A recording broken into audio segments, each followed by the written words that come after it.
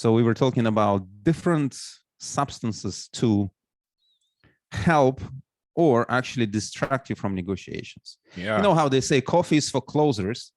And I was actually saying that, I stopped drinking coffee. They say It does produce. closers are losers now. So, Nah, that's it's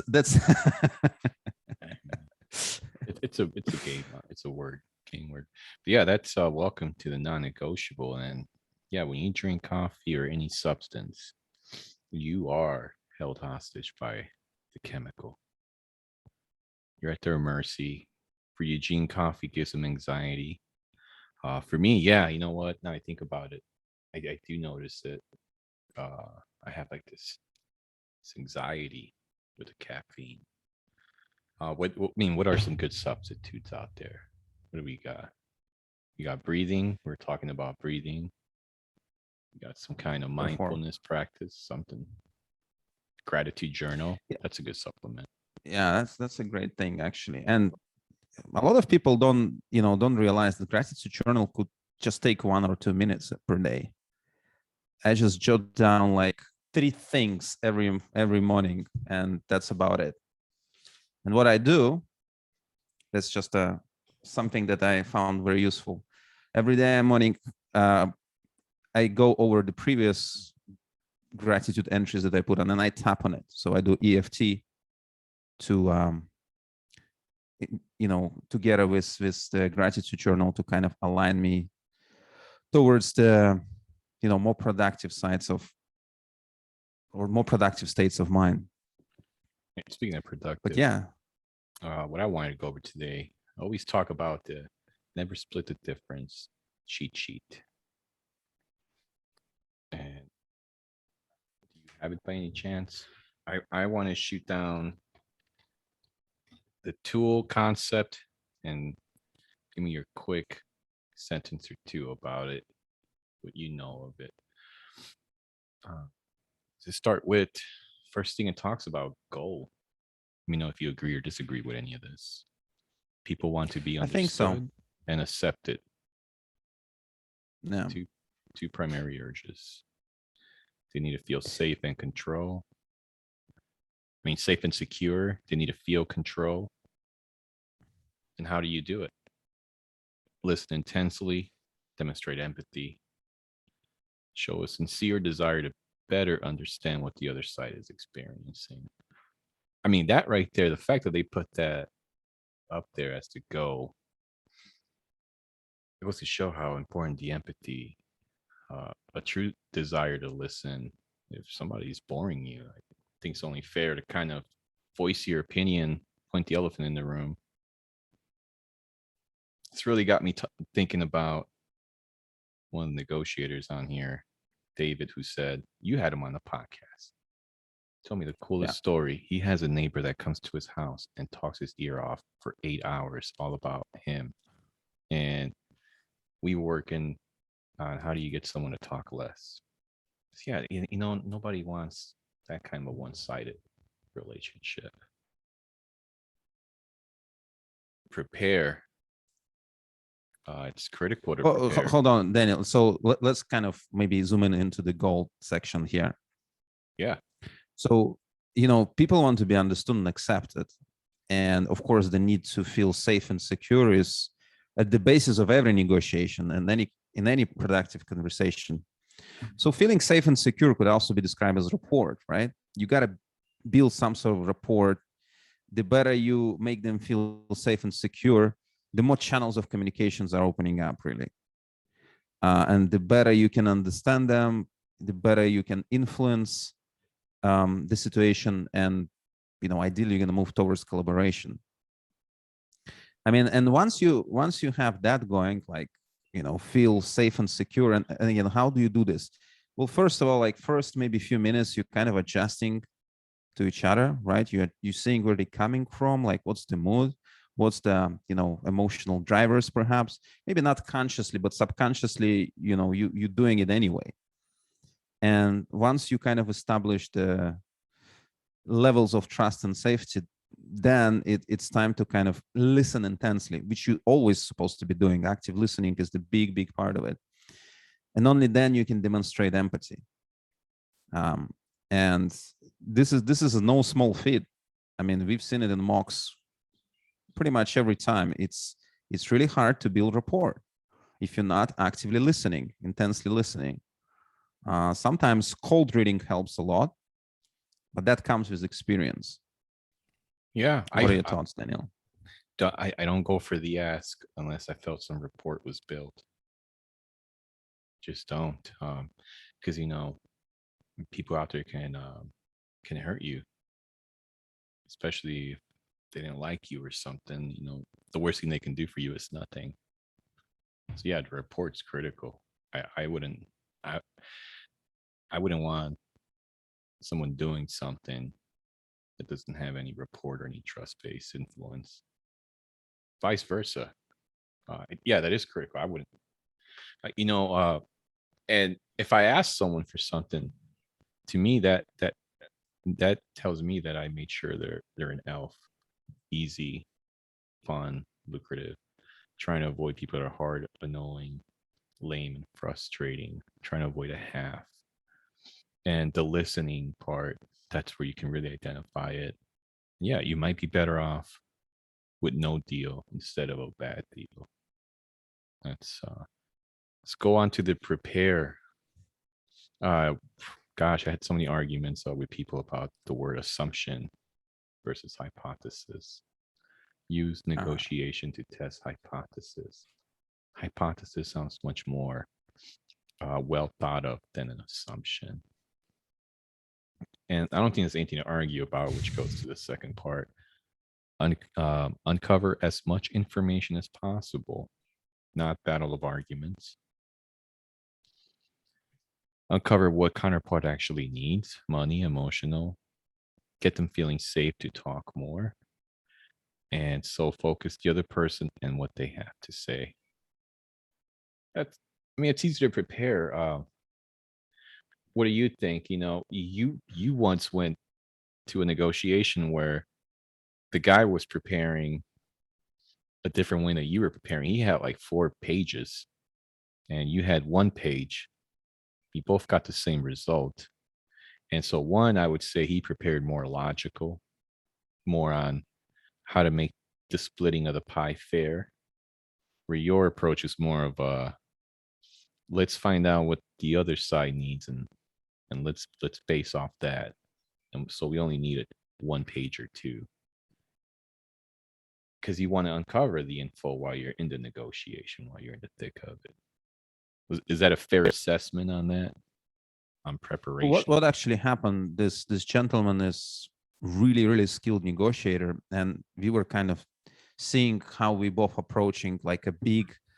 It was a negotiation scenario from Harvard School, like very in depth, 4-5 pages from each side of the story, facts, information, and obviously we were both preparing for this negotiation. Well, from my side, the way I approached this, I made it like a mind map. I was more interested in connections. So this is first factual thing, how it's connected to this factual thing. So I just drew a mind map. So I have a clear understanding how everything connects. And that took me like very simple, A4 paper with my scribbles. It wasn't too much. Yeah, I like that because we can get stuck in analysis paralysis. Just more. Yeah, that's what I'm driving at. And my counterpart, he was preparing, he was hoping to memorize. I suppose he was kind of hoping to memorize a lot of the factual information that was in scenario. From my side, yeah, it's exploring. Like I had to explore because I know the facts, the driving, the driving dynamic there could be completely different, and what's factual might change in the sense of like how it's presented, how what are some other things that are unknowns there. So by actually just over preparing, you might set yourself on a path, like on the rails, and it's going to be harder for you to deviate from them because you'll start become combative with factual information.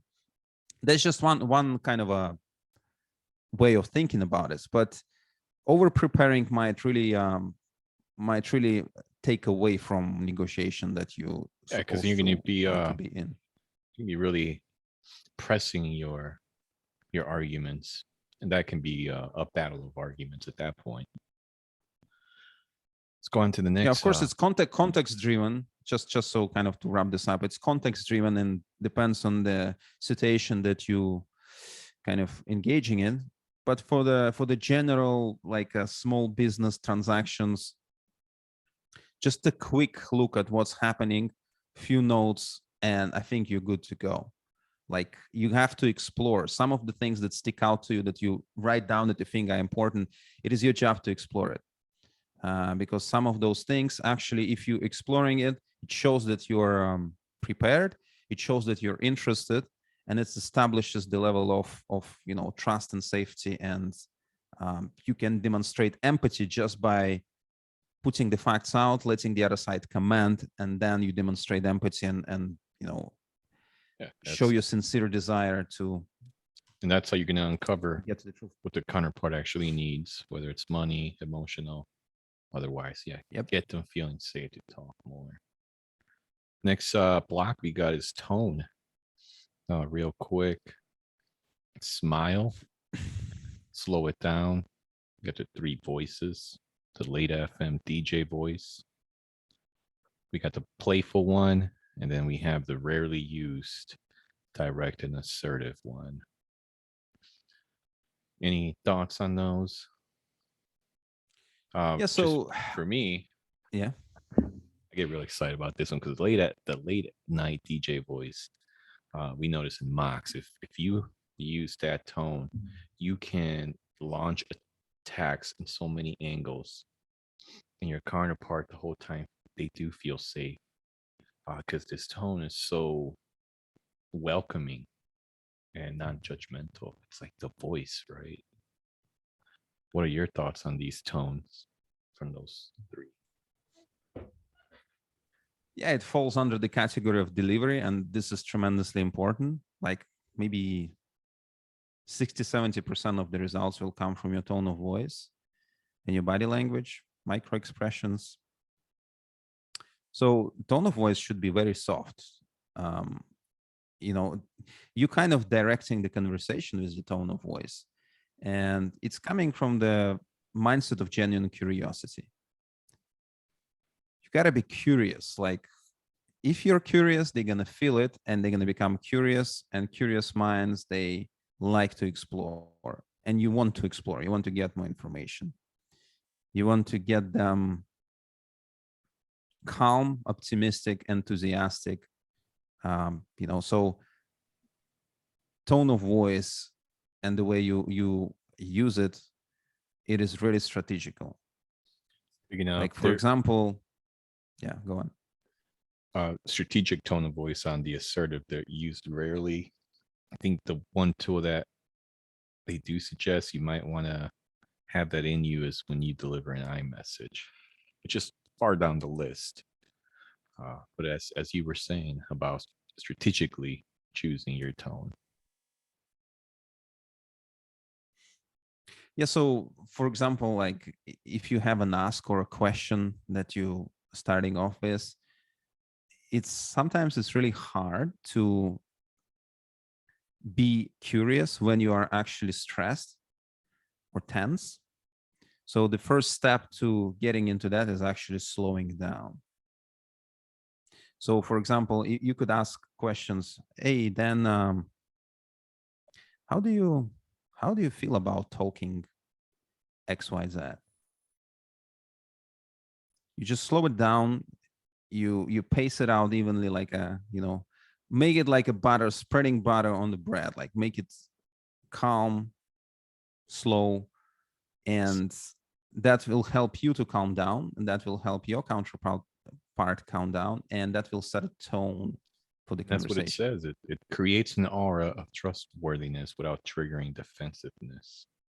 Yeah, it does allow you to attack from different angles, allows your counterpart to think better. It's a lot of benefits to it. Yeah, I mean, there is 3 of them, right? Late night DJ voice, Get the playful. Positive I'd and say the playful. playful one is when you're in report, when they're getting playful. Hey, good. You can bypass the late FM. But if it starts going somewhere, we don't want it to go. Yeah, turn it back on. It's nice. Yeah, It's like positive switching and gears. it is. And once you've hit a report, and if you can implement humor in Oh, your that's big. negotiations, that's what's positive and playful is really. Easygoing, good-natured person that's kind of dissolves the tension. And you know how they say Always, in always sales, diffusing, right? So that tone exactly. does. Those two are always diffusing. But man, when you jump into that assertiveness, just know you might be triggering your counterpart. And you're definitely gonna have to jump back to the late FM to diffuse. But it's nice. It's like driving, it's like all the gears. It's crazy. Next That's block, right. There is a use for it. mirror. Easiest one, repeat the last or critical 3 words. Um, insinuate similarity, which facilitates bonding. We always talk about use your counterpart's language. Connectors because they help your counterpart connect thoughts. You know what? I do find mirrors effective. It's like an easy way to get someone to expand on something. Get that mirror. I call it an expander. And does it Yeah. is what builds connection, rapport. Well, if you really think about it, what does it conveys? Mirror conveys that you're listening to them. Like it's critical. Like the key word is not only the last 3 words, but also critical words. Yeah. That there might be just bombarding you with all the informations. And another thing that I would love to add to this cheat sheet is actually tactful interruptions. So how do you interrupt someone? Pattern interrupters. Pattern interrupters and also tactful interruptions. So when someone is just barraging you with information and you find something in this sentence that is important to kind of zone into, like how do you interrupt? It could be by mirror, or it could be just literally asking a question. And to do that, the tactful interruptions, one of the trick could be, hold on, just put your hand out here and say, hold on, you said something important. And then you go back to mirroring it, or just asking, when you said X, Y, Z, what do you mean by that? And it's not, it might seem that, a lot of people have trouble with that because it might seem like you're being rude, right? You're interrupting someone. But that's not necessarily correct, because actually what you're demonstrating is that you're actively listening and that you're trying to understand where the other person is coming from. So like 99% of all times, it's, again, depending on the context, that works wonders. And there's a process to the mirroring. Use the late FM DJ voice. Start sentences with, and this was controversial. I know you might not agree with the start sentences with "I'm sorry." I know many prefer to say, "Hey, my fault," because "I'm sorry" kind of, if you come from the world of attorneys, I've heard it where they avoid that word because it's kind of you're kind of saying guilt, and so many would use "my fault," "my error," or "error." That's a controversial one. But the point is, it kind of makes you come off as humble. And with the late FM DJ voice, apologetic. So start sentence with something apologetic, a mirror, and of course, give it that dynamic silence. So that way the mirror can work its magic and repeat.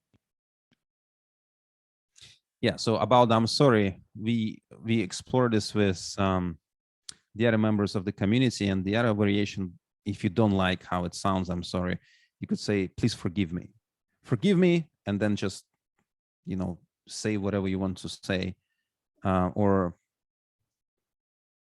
yeah, I mean, I'm sorry, it could be beaten to death, really. Like some people just hearing I'm sorry quite often. But when you, and again, you're drawing attention on yourself, I am sorry. But when you're saying, please forgive me, you're asking them to kind of actively do that for you. Oh, please forgive Yeah, me. You know. when they do something small for you, they're more likely to do something bigger. Is people, that Robert Cialdini consistency. Hmm. It's here's one you're a big fan of. Tactical empathy, which is imagine myself in the counterpart situation, recognize perspective and vocalize that recognition, understand their feelings, bring attention to emotional obstacles to getting an agreement done, look at words, tone, and body language, spot changes, and look for incongruencies.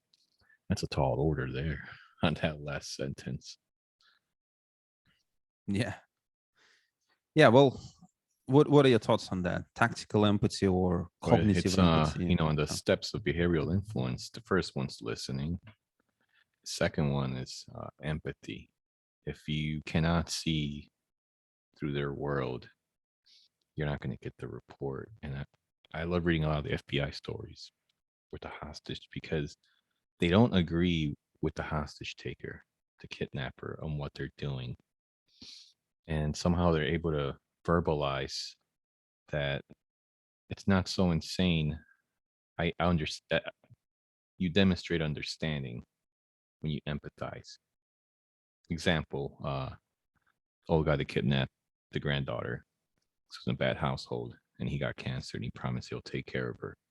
And since he's gonna die, no one will be around to take care of the granddaughter, so he's gonna kill her and himself. And the agent tells him, it seems like you are a really caring grandfather. Yeah, and your main concern is that she won't have anywhere safe. She won't be in safe hands. Yeah, that's right.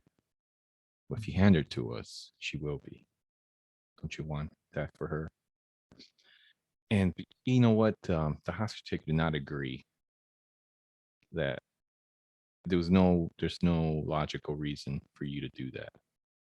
It was horrible.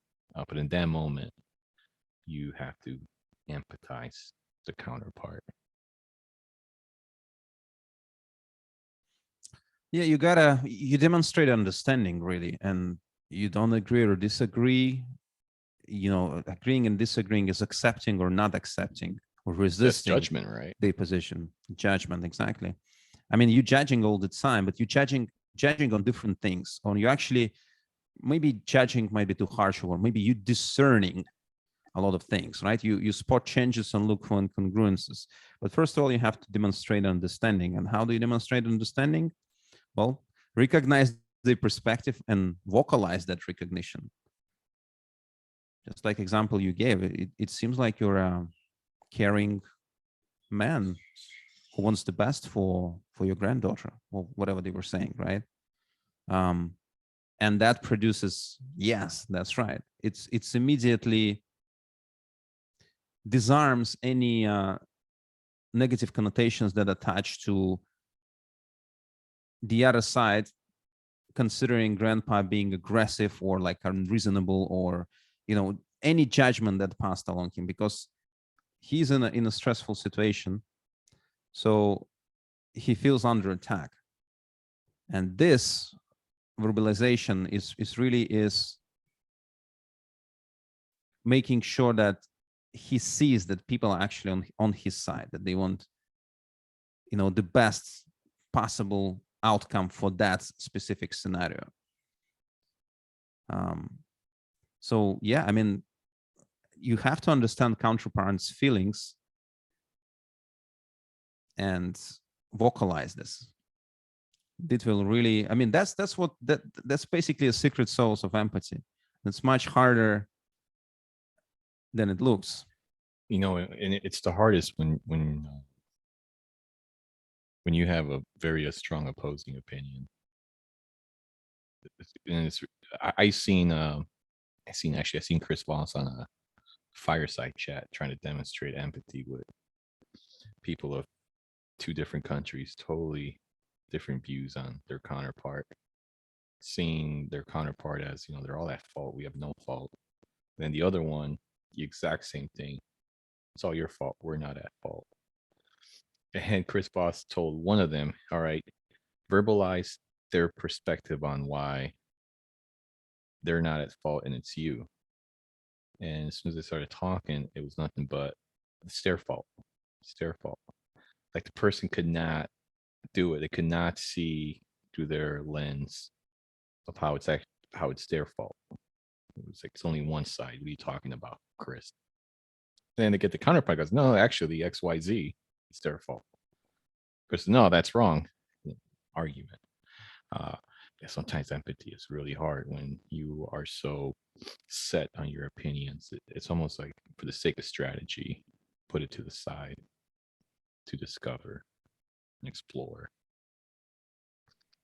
Next up is labels. Wow, this one could be this one little small snippet. Man, this poem, the labels. That's what keeps people in the pocket. That's what keeps negotiators in the pocket.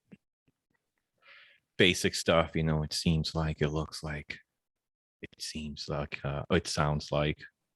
Make sure you pause, let it sink in. Other party fill in the silence. And every fourth verbalization should be a label. Uh, I think that one is great because when you're in doubt, you should label it out.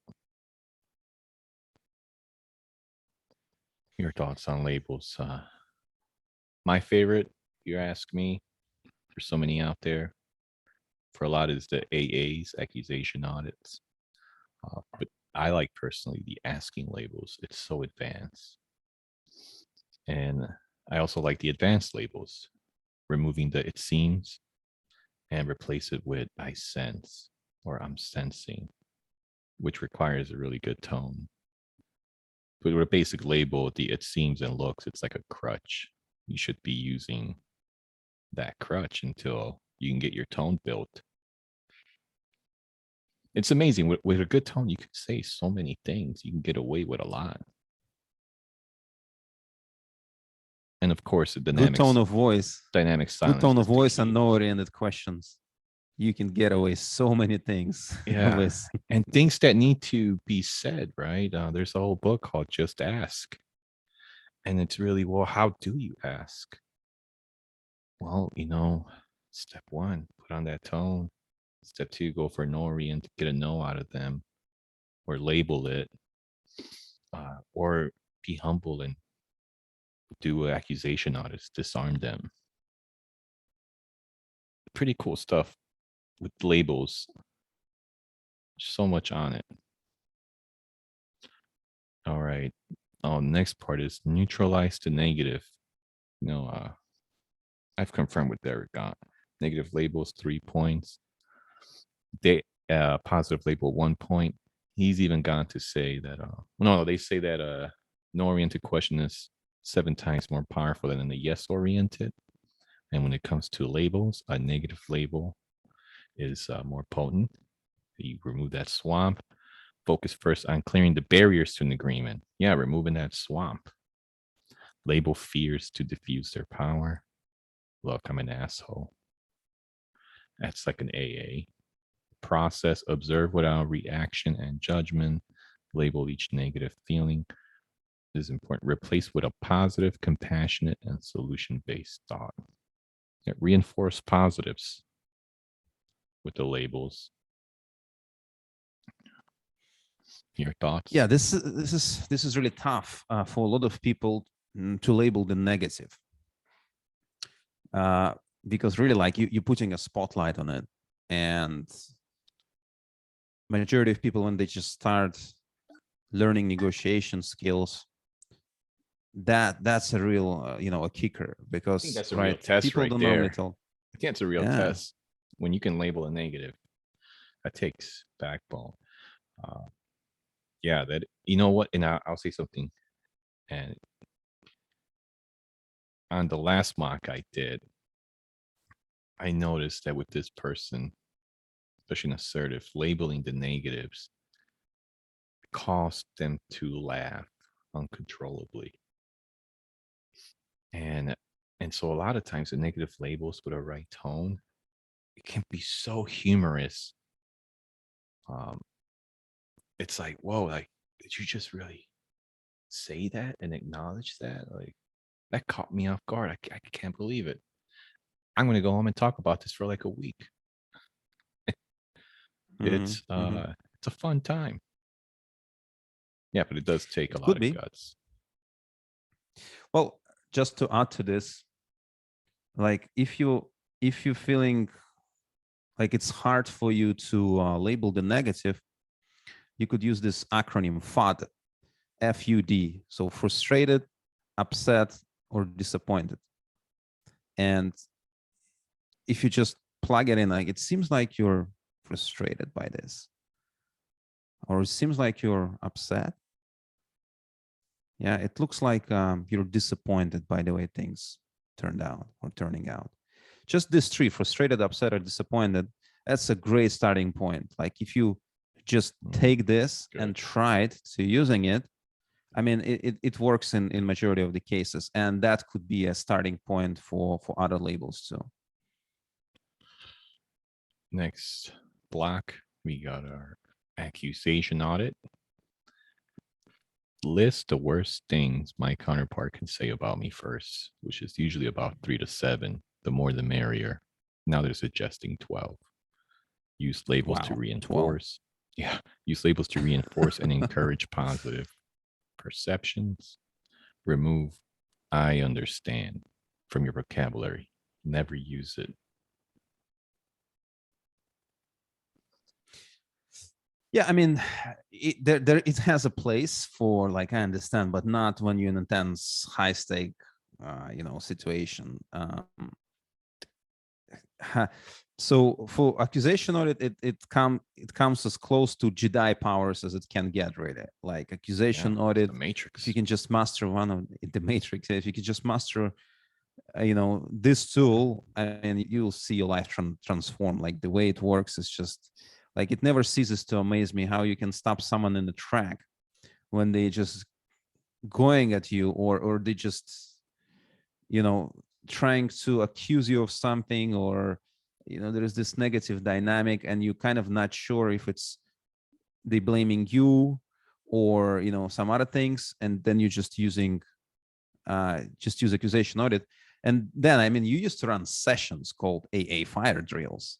Maybe you can speak a little bit more about your experience during those sessions. Oh, yeah, I even forgot about those. No, those were game changing. That's when I knew this stuff worked. Uh, we would do, we would resolve situations with just AAs.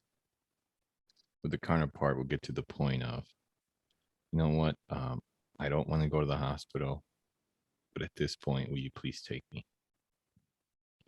It really pushes it on them. I seen free coffee with just AAs. You can do the free coffee scenario with just AAs. It's Mm. it's the most valuable one, and honestly, that's how you really know. Just for me, it's how I knew it worked, and to the fact that now, um, you heard of that expression. Oh man, they threw me under the bus. They threw me under the bus. I swear to you, with AAs, you really won't have that feeling because you'll say, "Oh, let me help you guys out and throw me under the bus a little further." Oh, that's not. Oh, oh, you guys are taking accountability now. Oh, you didn't like the blood splatter, huh? You disarmed them. Yeah, that's it's again, it's coming back to labels, and you labeling negative dynamic, but also there is so much depth that goes into this, and like And you throwing know where under it the leads bus. to? It leads to back to after AAs, you can really have a good idea if they're just hard, annoying, lame, and frustrating. It really does. If you AA'd and humbled yourself and there's still a pain, it's just like get away from this people these people. Like Yeah, you don't want to deal with them. Oh, that's yeah. my barometer. Like AAs do work. And if they're not working, something else is going on. Maybe So you got what would be your yourself favorite AAs though? Like you just mentioned it. It may seem like I'm throwing you under the for me bus. is this one cost me $50 because someone told me this. They said, man, it's real slimy what you did. Me trying to get this deal. For me, I was going above and beyond for my client. But to them, it looked like I was just doing what I needed to do to get the deal, even if it looked slimy, right? So I'm like, I'm not going to argue it. I asked, what would make this right? They're like, refund me the $50 application fee. But yeah, that's fair. And they're like, thank you for understanding. And I wanted to reply, thank you for giving me the best AA ever. Because it really is a good one. Once you say, look, you're probably going to think I'm slimy. They're going to respect you. Like, you know what? This guy is real. Yeah, you know what? I want you to be slimy. I want you to be that bad guy for me. Do what you know how to do best. Take care of me. Like, I like that you're disclosing. Yeah, you're tapping into this pocket of emotional dynamic, that unspoken underlying dynamic that's you probably weren't aware of. Like it's hard to read people sometimes. And he said, you being sleazy, and you didn't pick up on this. I mean, if you were to pick up on this earlier in the conversation could have gone completely different way. Here's another good one. I got yelled at. This is a big deal. And this was recent, 2-3 months ago. You're not listening, Dan. I'm like, what? I was about to sign up for a thing called Listeners on Demand. I know how to listen. I'm practically a professional listener. Of course, this person was very assertive and will say whatever to push through. But that stuck with me. It was like, well, I wasn't listening because I didn't want to do what you wanted me to do. It's an interesting one. But I do use as an AA. Hey, look, you're probably gonna think I'm the worst listener you ever heard. And then it's like, what? Worst I ever heard. It's kind of funny, right? Like, worst listener I ever heard. It's like a tongue twister there. The worst listener you ever heard. what would be another way? The thing that comes to mind, I mean, that's an interesting example. Maybe something along the lines of, it may seem like I'm completely ignoring you and what you're saying. Or it may seem like the bear stepped on my ears.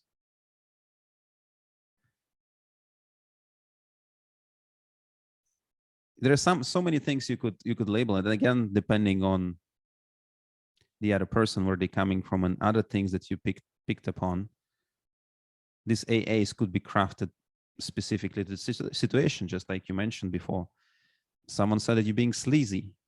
Okay, it may seem like I'm a sleazy Slimy. salesperson, right? Slimy, right? Sleazy, Probably worse slimy. than sleazy. Yeah. I think it's a level up. Look at this. It's 10.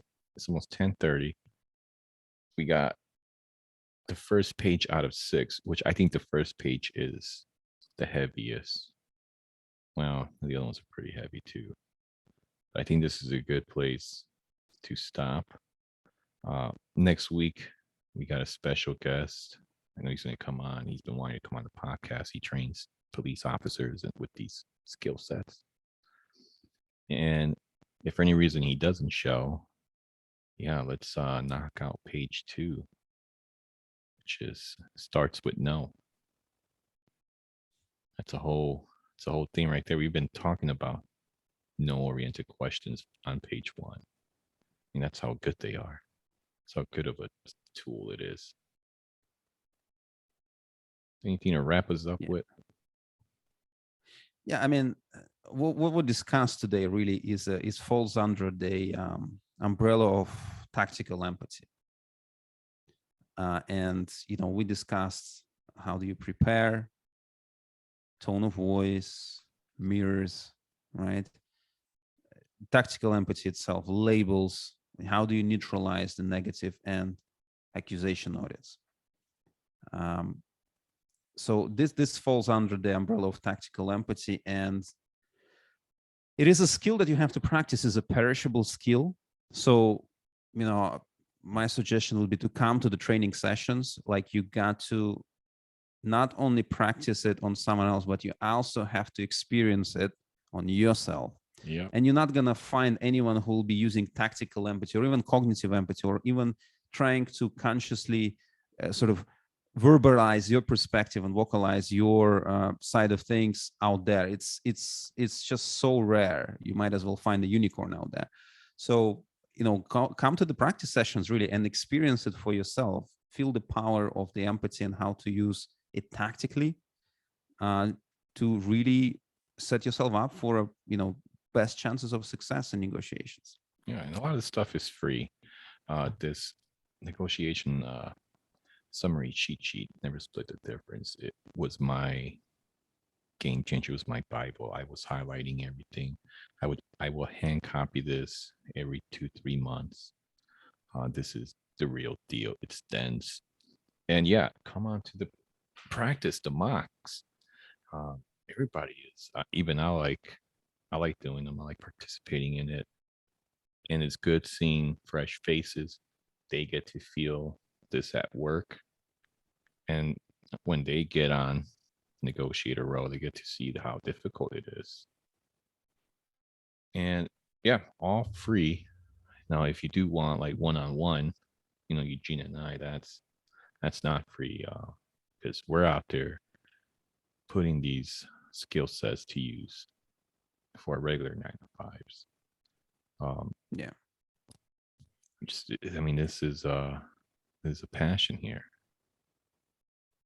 Yeah, practical one. and practical one indeed. And if you listeners want to see the cheat sheet and how to prepare for negotiation, just reach out to us. The link to the email will be, or to the social media handles will be in the video descriptions below. Just reach out to us and we will send you the summary cheat sheet. And yeah, Yes. I mean, Somebody actually pointed out, he's like, how can I get a hold of you guys? And we're like, we're negotiators on demand. And yeah, we are accessible. That's for sure. Especially with Calendly, it's so easy to set up a little one-on-one, little discovery talk. And see, first page, see what your needs are. What are you trying to do with these tool sets? You need money? Is it emotional? What are you trying to get out of it? For Eugene and I, it's straightforward money. And we, what, and it helps out with friendships. It helps out. I kid you not. I used to have, I was the guy with 3,000 unread emails, 15 to 30 unread text messages, unresponded. Now, I kid you not, I run out of things to respond to. It's just, hey, no oriented question, label here, validate over here. Get these people on the phone to schedule something. It's so much easier to call shots when you got something like this, a good base. That's what a lot of people need, is a good base, something that works. This works 93% of the time. I can't think of anything that has such high probability of success. It's crazy. it's crazy. And I guess with that in mind, speak to you next week. Yeah. See everybody next Monday with our special guest. If not, I'm excited to get to page 2. I don't know if you know this, Eugene. This document has on SlideShare has the most views than any other slide. One of the most. I think it's like 150,000 downloads, possibly more than that. So bonkers. We're happy to be able to break it down for people. All right, see y'all. Speak soon.